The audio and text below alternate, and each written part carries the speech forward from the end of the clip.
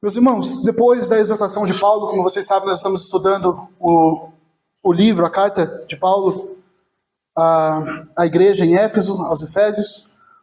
Nós já falamos desde o capítulo 1 a respeito do amor de Deus que Paulo destaca aqui por nossas vidas, nós gentios, né? Eu sempre gosto de destacar que acho que não tem nenhum judeu aqui, então nós somos gentios, né? Somos pessoas que estavam à partes, vamos dizer assim, da grande esperança que sempre foi anunciada aos judeus. Então nós estávamos distantes de tudo isso, e Paulo faz questão de destacar isso. Ele quer mostrar mesmo que nós não éramos parte desse povo ainda, né? Mas estava tudo isso no plano de Deus. Por que Paulo, logo no começo, ele vai dizer que nós não fazíamos parte do povo, mas nós estávamos no plano de Deus? Porque Paulo vai dizer que estava nos planos de Deus, nos planos da Trindade, a escolha que ele fez de nós antes mesmo da criação de todas as coisas. Quando não existia tempo, quando não existia nada, né? Quando não existia nada criado ainda, terra, nem céu, nem mar, nada estava criado, nós já estávamos nos planos de Deus, porque nós éramos já ali, na eternidade, escolhidos por Deus. Então, por isso que não depende de nós, não depende das nossas obras, e sim totalmente da obra redentora de Cristo em nos escolher, e desde a eternidade, Paulo vai dizer que Deus fez essa escolha. E por conta, então, dessa escolha que Deus fez na eternidade, nós somos abençoados por Cristo. Olha que maravilha. Eu e você, eleitos, escolhidos por Deus, somos abençoados em Cristo Jesus de toda sorte de bênção. Então, só aqui nós poderíamos terminar e dizer assim, glória a Deus, nós temos que glorificar o Senhor. Paulo vai dizer que a gente vai fazer isso na eternidade, glorificar a Deus por essa graça maravilhosa de Jesus em nossa vida. E aqui no capítulo 4, Paulo nos exortou já a respeito da unidade da igreja, do crescimento da igreja, tendo Jesus como cabeça, porque Jesus é o cabeça da igreja. Então, a unidade da igreja, ela deve estar pautada rumo a vontade de Deus, aquele que é o cabeça, que é a perfeição. Então, e Paulo vai dizer também que nós devemos andar do modo digno da nossa vocação. O que isso significa, meus irmãos? Você é crente em Cristo Jesus, nós precisamos andar de forma digna do nosso chamamento, de Deus ter nos chamado. E agora Paulo vai então relacionar tudo isso, tudo que ele falou, desde ali do capítulo 1, ele vem abordando a respeito da igreja, da unidade da igreja, ele está falando de uma forma coletiva, como igreja nós precisamos viver. Agora ele vai focar no lado individual do crente, a vida ideal do crente, digno da vocação. E aí pode surgir, quando nós lemos esse texto aí do verso 17, a partir do verso 17, pode surgir alguma dúvida, mas será que Cristo não é o suficiente? Nós não somos salvos? E por que nós temos que fazer boas obras, completar boas obras? Nós não estamos já debaixo da graça, não debaixo da lei? E aqui Paulo vai dizer que não, que esse entendimento, ele só vem quando nós não compreendemos a vontade de Deus individualmente. A vontade de Deus para cada um de nós e a vontade de Deus para a igreja de forma coletiva. E a vontade do Senhor é que cada cristão demonstre esse comportamento diferenciado do mundo, pois é através desse comportamento diferenciado do mundo que nós somos dignos, então, do chamado que nós recebemos. E mediante a essa forma transformadora de viver, nós então espelhamos e nós revelamos, nós demonstramos o que é o Evangelho e a diferença que o Evangelho faz na nossa vida. Pergunto para você, se o Evangelho não fizesse diferença, adiantaria fazer jornadas evangelísticas? Adiantaria falarmos do Evangelho se ele não transformasse a nossa vida? Não adiantaria de nada. Por isso que a Bíblia é clara em dizer que o Evangelho ele transforma a nossa vida e nós precisamos demonstrar essa transformação que o Evangelho opera em nossa vida. E Mateus 5,16 vai dizer, assim brilhe também a vossa luz diante dos homens, para que vejam as vossas boas obras e façam o quê? Glorifiquem ao Pai. O que Jesus está dizendo é que a nossa vida tem que ser de forma tal, buscando a santidade e transformada E a gente precisa demonstrar essa transformação da nossa vida, porque isso é o que o Evangelho faz, ao ponto das pessoas olharem para nós e verem Deus. E poderem, de alguma forma, glorificar a Deus através das nossas obras. Olha como é difícil falar de obras no meio reformado, né? Porque a gente, não, é graça, é graça. E a gente esquece que a palavra de Deus também diz o tempo todo sobre as obras. Mas em nenhum momento ele fala que nós somos salvos pelas obras. Mas nós somos salvos para as boas obras. E essa parte a gente deixa de lado. Como crentes reformados deixam de lado as boas obras.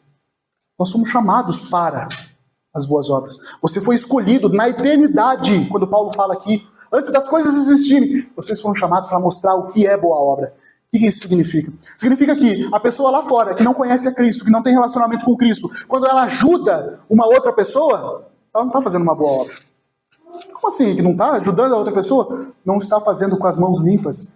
Que Deus capacita os eleitos, os escolhidos, a fazerem a boa obra com a mão limpa. Eu sempre gosto de lembrar aqui que não adianta nada você fazer um bolo maravilhoso, mas fazer com a mão suja. Se você mostrar a tua mão suja, onde você colocou e tudo mais, e você fazer um bolo e oferecer para outra pessoa, ela não vai querer comer. Né? Então, assim é a vida do ser humano. Por mais que ele tente, ele faça, tenta fazer as boas obras, de nada serve para Deus se você não tiver com as mãos limpas. E nós temos as mãos limpas porque nós somos regenerados, nós somos salvos, nós somos transformados, tivemos as nossas vidas transformadas. Então nós devemos sim praticar boas obras. Nós temos o efeito que Deus coloca nas nossas vidas para praticarmos as boas obras e isso agradar a Deus. A transformação que Deus fez nas nossas vidas nos faz que as boas obras agradem ao Senhor.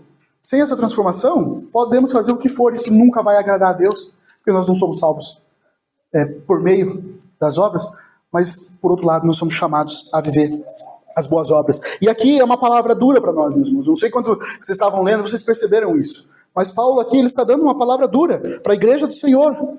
A nova vida dos crentes, elas precisam ser caracterizadas pela rejeição do velho homem, dos velhos comportamentos. O antigo homem, né, o comportamento dominado pelo mundo, agora precisa ser dominado por Cristo e precisa ser rejeitado o velho comportamento. A renovação ela é produzida pela presença de Cristo em nossas vidas. E isso exige de nós uma demonstração de Cristo na nossa vida, para que a gente seja um evangelho vivido, para que as pessoas olhem para a gente e vejam a transformação. Meus irmãos, isso é muito sério. Porque será que o mundo olha para nós e vê o Evangelho em nós? Vê o efeito do Evangelho em nossas vidas? Será que a gente pode dizer isso? Vamos ver então que Paulo ele vai argumentar a respeito dessa nova vida. E ele começa dizendo, verso 17, quero fazer essa exposição então do verso 17 até o verso 24, diz: Isso, portanto, digo e no Senhor testifico. Quando o Paulo fala aqui do portanto, ele está relembrando tudo aquilo que ele falou nos versos anteriores e principalmente falando a respeito da vocação que nós já falamos aqui. Da vocação que nós recebemos em Cristo Jesus, de viver uma vida reta, uma vida correta. O papel da igreja no corpo de Cristo, sendo abençoado e abençoando através dos dons. Tudo isso que Paulo já destacou aqui. E aqui Paulo vai dizer, eu digo isso. E a palavrinha que testifico aqui, talvez em outras versões já tenha dessa forma, é a mesma usada para reforço. Né? Então, digo e reforço em quem? No Senhor. Meus irmãos, aqui a gente já tem que partir do pressuposto de que Paulo, a gente entende que a palavra de Deus, toda a palavra é a palavra de Deus, mas aqui Paulo está reforçando que, olha, o que eu vou dizer aqui é reforçado, eu estou reforçando porque está no Senhor. É a palavra de Deus. É a vontade de Deus. Hoje nós falamos a respeito da profecia, né? Como é perigoso e como nós não devemos dizer Deus disse tal coisa. Né? E aqui Paulo ele tem essa certeza. Deus diz e no Senhor eu reforço o que eu vou dizer, pela autoridade divina. Por isso que eu acredito que nós devemos abaixar as nossas cabeças. A gente deve abaixar o nosso ego aqui e dizer, Senhor, o que o Senhor tem a me dizer? Porque assim como Paulo disse aos crentes em Éfeso, ele quer nos falar também porque é a vontade de Deus aqui. E ele fala, não vivam mais como os gentios. Você se despiu do velho homem. Você já não é mais aquele homem naquela atividade que você vivia no mundo. Ele está falando dos crentes aqui, meus irmãos. Ele não está colocando a ênfase no velho homem, mas está falando de crentes que ainda estão vivendo, ou que podem viver como o velho homem. Se Paulo ele acreditasse que o crente não precisava fazer mais nada, que só o Espírito Santo, vamos dizer assim, já bastaria para viver uma vida de cristão, Paulo não escreveria isso aqui. E aqui eu quero fazer um alerta, porque eu não estou dizendo que é o Espírito Santo e mais alguma coisa, não. O Espírito Santo sempre será suficiente na salvação. Mas na nossa santificação, é o Espírito Santo também que nos santifica.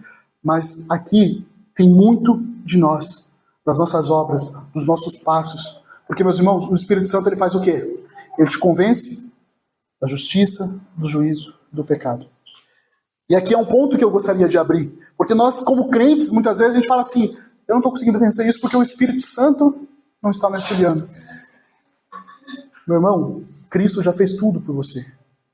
Ele já derramou a sua graça sobre a sua vida.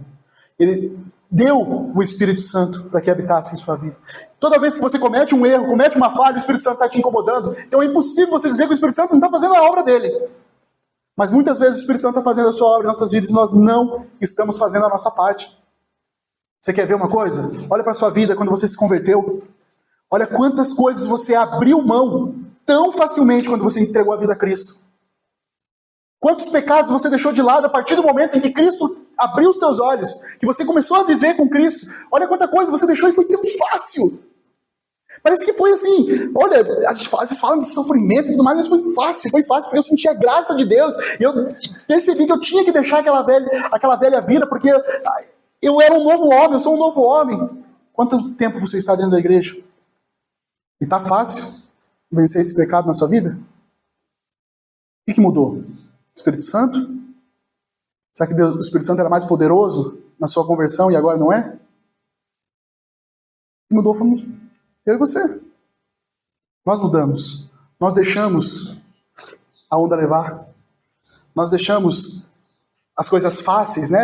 Fazer isso era... Eu tremia para fazer isso, hoje já não faço. Hoje eu prego sem temor, sem tremor. Hoje eu canto sem temor, sem tremor. Hoje eu evangelizo sem temor, sem tremor. E eu fazia isso com tanto cuidado que a gente vai se acostumando com a nossa vida de cristão e a gente vai deixando de lado as decisões que nós precisamos tomar para que a gente não viva mais como velho homem. E aqui Paulo vai destacar 7 falhas terríveis que os gentios, e toda vez que falar gentios aqui, meus irmãos, é como se estivesse falando do mundo, né? Que é o mundo que a gente fala hoje, né? O mundo sem Cristo.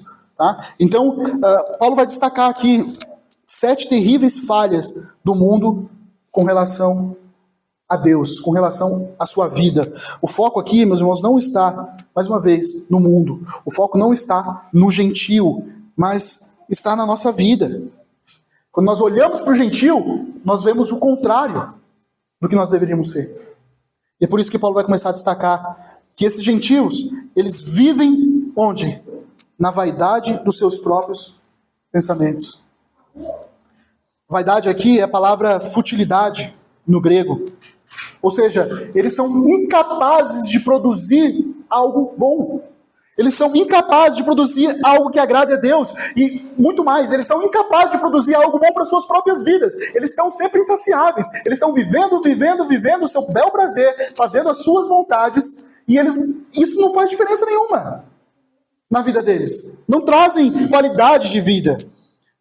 A palavrinha aqui também pode ser usada em vão. Então, assim é a vida do mundo lá fora. Assim é a vida de uma pessoa que faz parte da sua família que não conhece a Cristo. Ela acha que ela vai fazendo, ela faz, mas está vivendo em vão. Verso 18, tendo o seu entendimento obscurecido. São cegos. E Paulo não está dizendo aqui de uma cegueira física. Paulo está dizendo de uma cegueira espiritual. É assim o estado do mundo hoje. É assim o estado dos gentios. É assim o estado daqueles que não conhecem a Cristo. Porque é muito pior ser cego espiritual do que ser cego físico. Jesus disse isso. Vocês lembram lá em João 9, do verso 40 diz: algum dentre os fariseus que estavam perto dele perguntaram: acaso também nós somos cegos? Perguntam para Jesus. E aí Jesus responde: se vocês fossem cegos, não teriam pecado algum. Mas agora que diz, nós vemos, subsiste o vosso pecado. O mundo vê, o mundo sabe que existe um Deus. O mundo sabe que existe algo superior, sobrenatural, que cuida de tudo, que controla tudo. Ah, não é assim não, meu amigo não. Quando ele vai deitar, encostar sua cabeça no travesseiro, duvido que ele não pense em um ser sobrenatural, em alguém que está acima dele.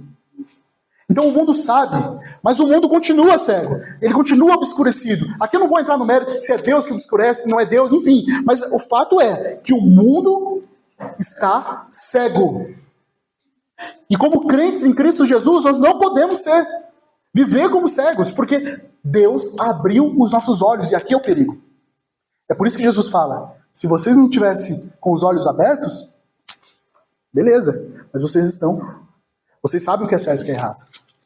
Meus irmãos, como crentes em Cristo Jesus, a palavra de Deus é muito clara o que é certo e o que é errado.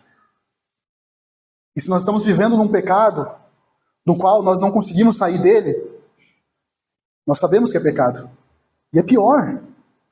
E a gente sabe o que devemos fazer, que devemos deixar de lado, e nós não deixamos. Vamos seguir separados da vida que Deus concede. Ou seja, sem conhecimento. Paulo disse, alguns versos anteriores, dos gentios que eram estrangeiros. Gentios que não conheciam nada a respeito de Deus. Estavam sem esperança. Estavam vivendo uma vida longe de Deus, e isso caracteriza a falta de esperança, falta de futuro eterno. Não tinham conhecimento, mas agora passamos da morte para a vida, e agora nós fazemos parte do povo de Deus, nós temos esperança. Se morrermos, nós sabemos para onde nós vamos. Nós temos esperança em Cristo Jesus, e aqui Paulo está dizendo que os gentios eles estão separados dessa vida que Deus concede. Não só estrangeiros, mas sem fonte de vida eterna com Deus. Meus irmãos, não tem nada conectado a Deus. Um gentio, ele não tem nada que conecte a Deus. Ele está simplesmente separado, destituído. Porque todos os pecados estão afastados de Deus. Assim é a realidade do gentio. E por causa da ignorância em que vive, ou seja, por essa falta de conhecimento que é Deus que dá, mas não o conhecimento de Deus, porque Romanos vai dizer que eles conhecem, eles sabem de Deus. Eles sabem que existe um ser sobrenatural. E por conta disso, porque a natureza mostra esse Deus, porque todas as coisas revelam a esse Deus, por causa disso eles são indesculpáveis. Então, eles estão separados da vida de Deus por causa da ignorância em que vivem, pela dureza do seu coração. Ou seja, eles agem naturalmente assim, porque o coração deles estão endurecidos. E aqui eu quero voltar novamente, porque o nosso foco aqui não é nos que estão lá fora, mas o foco é na igreja. Como o pecado, meus irmãos, endurece o nosso coração. E como nós chegamos num ponto onde o pecado já não nos incomoda mais.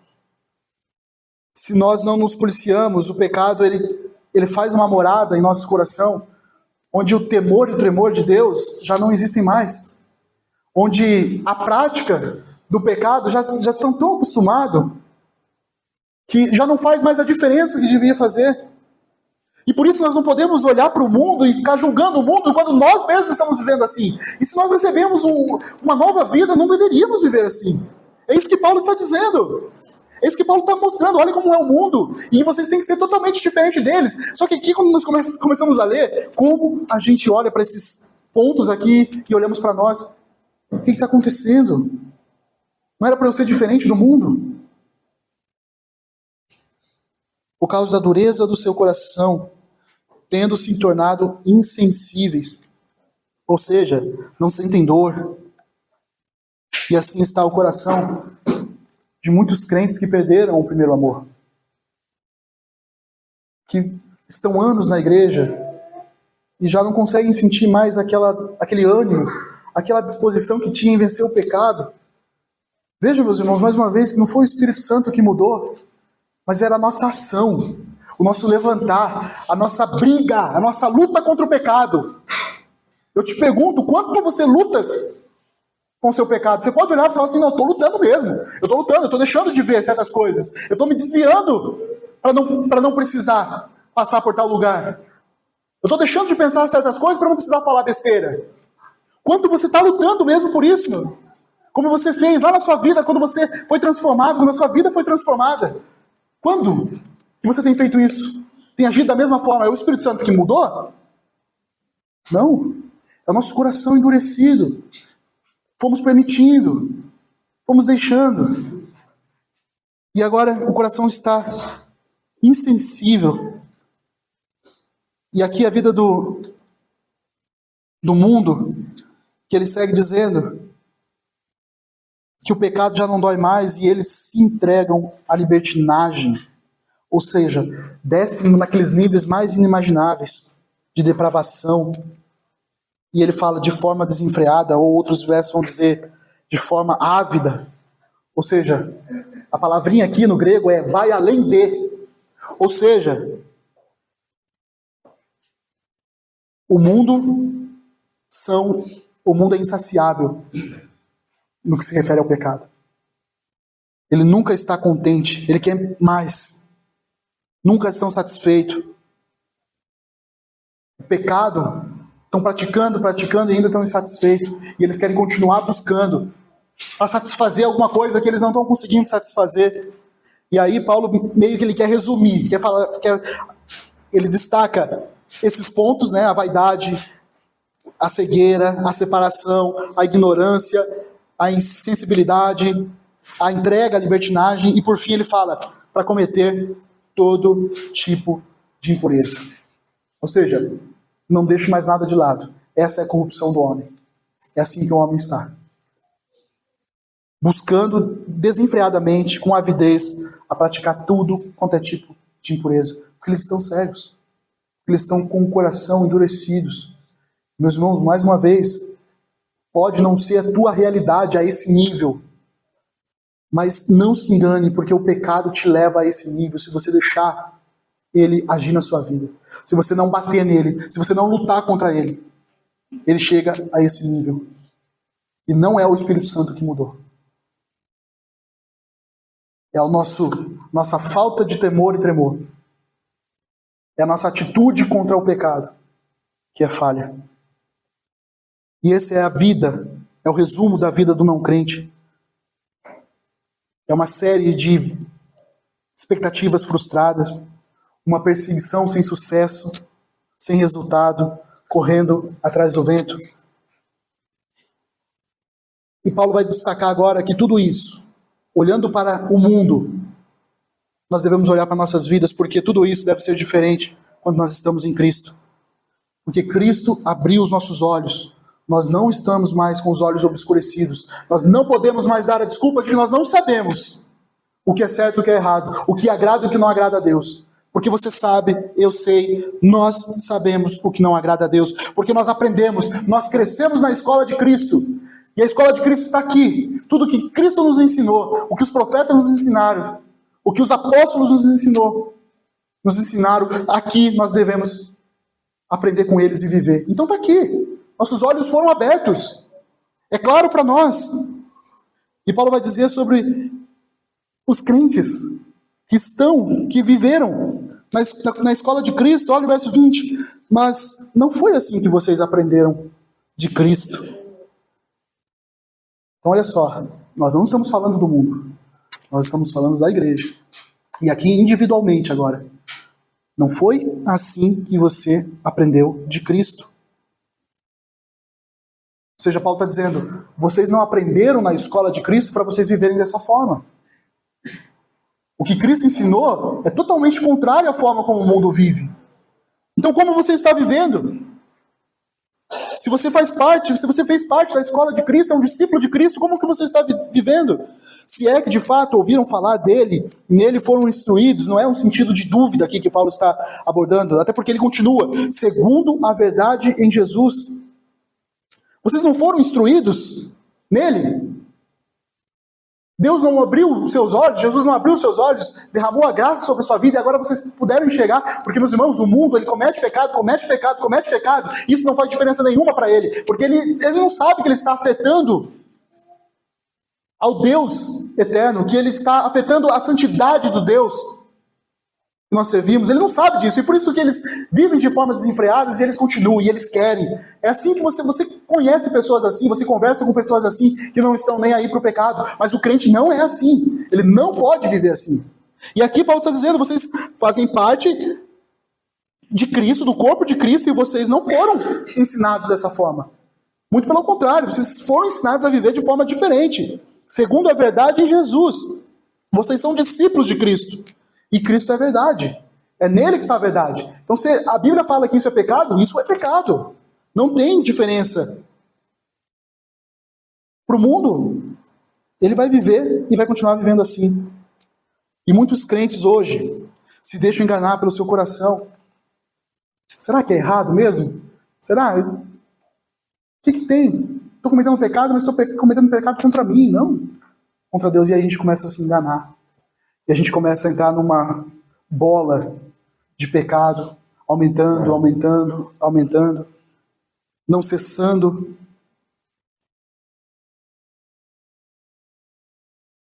Resumidamente, Paulo está dizendo aqui, nesses 2 versos, se vocês estão errando, certamente não foi porque Cristo ensinou vocês assim. Se vocês estão errando pela ação de vocês. Se não vem de Cristo, vem dos desejos carnais. Se não vem de Cristo, vem da sua vontade carnal. E vocês estão satisfazendo o desejo da carne. Verso 22. Quanto à maneira antiga de viver, Paulo vai enfatizar então o que Cristo ensinou e qual deveria ser o objetivo da igreja, o que deveria ser como objetivo nosso, prático. Paulo está dizendo aqui de uma mudança radical. E ela não se dá apenas no início da nossa conversão, mas ela se dá na nossa vida como crente. Uma vida totalmente transformada, meus irmãos. E nós precisamos colocar isso em prática. Vocês foram instruídos a deixar de lado a velha natureza. É isso que nós aprendemos na escola de Cristo. E veja que aqui é uma ação ativa. Não é o Espírito Santo que faz por você. É você que faz essa mudança, vamos dizer assim, na prática da sua vida. É você que deixa de frequentar a boate. É você que deixa de falar baboseiras, mentiras. É a tua ação. O Espírito Santo ele te incomoda, te mostra que você está errado, mas você precisa dar esse passo. Você precisa dar esses 180 graus, essa mudança. Não mais 360, porque 360 vai voltar para o mesmo lugar. Mas essa necessidade de você mudar de vida, se converter e ter uma vida que Deus te trouxe, que Deus te deu. Deus te deu o novo nascimento. Foi Deus que regenerou e te deu vida novamente. E é você que tem que caminhar junto com o Espírito Santo, que está fazendo a obra na sua vida. E você deixar o Espírito Santo mostrar o que está certo, o que está errado e viver uma nova vida, deixando de lado a velha natureza. Essa velha natureza é a natureza de Adão, meus irmãos. É a natureza onde todas as pessoas no mundo, elas nascem com essa natureza. A natureza de Adão. O primeiro homem, aquele que pecou, e nós vivemos a consequência desse pecado. São ações ativas que nós operamos, sem desculpas de dizer que o Espírito Santo não está atuando. Eu sei que de repente você explicitamente não faz isso, mas quantas vezes de repente para você vencer um pecado você está se perguntando, cadê o Espírito Santo que ia me ajudar a vencer esse pecado? Mas será que é o Espírito Santo que ficou quieto? Será que é o Espírito Santo que está deixando de agir? Por isso que eu queria que a gente lembrasse da nossa conversão e ver como a gente estava disposto a mudar, a seguir um trilho, a seguir um caminho que que Jesus mostrou, abriu os nossos olhos e falou, é assim. E você estava tão ávido, pregando o Evangelho, deixando de lado as coisas que você sabia que era errado. Se livrar da velha natureza é algo difícil, é algo doloroso, muito mais agora. Paulo chega a dizer que o corpo deverá ser destruído para não vivermos mais como escravos. Romanos capítulo 6, verso 6. Porque é a nossa luta diária. Nós lutaremos eternamente contra o nosso corpo, contra a nossa carne. Porque o desejo da nossa carne não é fazer a vontade de Deus. A nossa carne não quer fazer a vontade de Deus. A nossa carne ainda está em Adão. A nossa carne ainda deseja o prazer acima de tudo. E nós devemos lutar com a ajuda do Espírito Santo por a natureza antiga que se corrompe, olha só, que se corrompe segundo os desejos enganosos a se deixar renovar. Então a gente deixa a velha natureza. A gente deixa aquele velho homem e agora se deixa renovar no espírito do entendimento de vocês, nova maneira de pensar, metanoia. Agora vocês pensam de forma diferente. Deus capacitou vocês a isso. Então nós não temos desculpas. O mundo não consegue se livrar do pecado porque ele não tem essa mudança, porque ele não tem essa metanoia. Mas eu e você, se é que nós recebemos o Espírito Santo de Deus, nós temos essa mudança de mente. Então tudo é desculpa. E não é por causa do Espírito Santo. Não é por causa que Deus não está agindo. Muito pelo contrário. É porque nós deixamos, achamos que nós somos superiores, que nós conseguimos, agora eu consigo, eu estou forte, E aí quando a gente vê, a gente já está lá embaixo. Dependendo mais uma vez de Deus para se levantar. E Paulo diz aqui, daquele velho homem vocês deixam. E agora vocês deixaram se renovar no espírito do entendimento. Verso 24. E se revestir da nova natureza. Meus irmãos, tanto se despir do velho homem, quanto vestir do novo homem são necessários. Veja o que Paulo está dizendo, vocês precisam se despir e precisam se revestir. São ações, irmãos. São ações diárias nas nossas vidas. Como crentes, com a ajuda do Espírito Santo, nós nos revestimos do novo homem. Do novo homem que nós estamos possibilitados, somos capazes agora de ser. Que o mundo não é, mas nós somos. E o que nós estamos fazendo com isso? Crentes que não deixam a sua roupa antiga, ou às vezes buscam. Porque Paulo está dizendo aqui de roupa mesmo. Ele quer deixar claro para a gente. O sentido aqui é a vestimenta. Crentes que deixaram a roupa ali e a qualquer momento, às vezes, elas querem se vestir novamente. Mas quando a gente se despiu dessa roupa, ela tem que ficar de lado. Ela nunca mais, tem que ser jogado fora. E se revestir de uma nova roupagem, de uma nova natureza. Recebemos uma nova vestimenta dada por Deus. Me faz lembrar aqui de Adão e Eva. Quando eles estavam diante do pecado, Deus fez uma nova vestimenta para eles. Eles fizeram uma porcaria lá, mas Deus fez algo melhor para eles. E assim é o nosso Deus. Ele nos deu nova vida. Meus irmãos, não se enganem, não voltem para a velha vestimenta. Lutem contra o desejo, a vontade de você buscar novamente a agir, a andar como o velho homem. Nós somos, meus irmãos, o tempo todo tentados a voltar à velha natureza. E se você não é, se preocupe. E tem alguma coisa errada. Porque os alertas que a Bíblia nos dá é de que nós o tempo todo nós vamos ser tentados a voltar ao velho homem. Paulo chega a dizer assim, que absurdo vocês fazerem isso.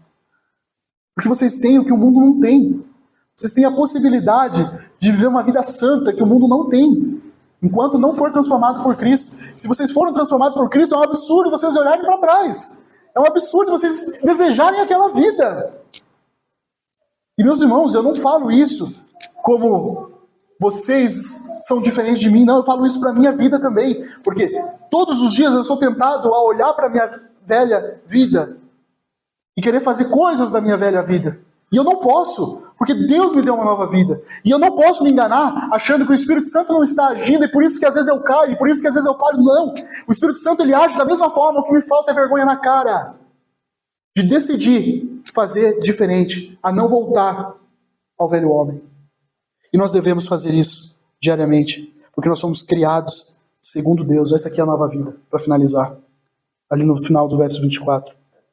Nós somos criados agora, essa nova vida, não mais em Adão, mas revestido de uma nova vida, recebe uma nova vestimenta dada por Deus, Nós somos dessa forma criados segundo Deus.